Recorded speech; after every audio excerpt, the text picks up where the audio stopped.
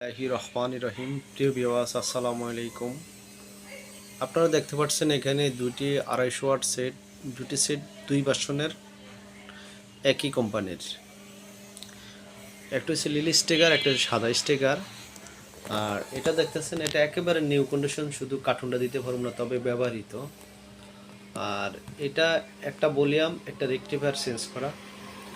আর দুটোটাই full running, কোনো সমস্যা নেই, একেবারে রানিং।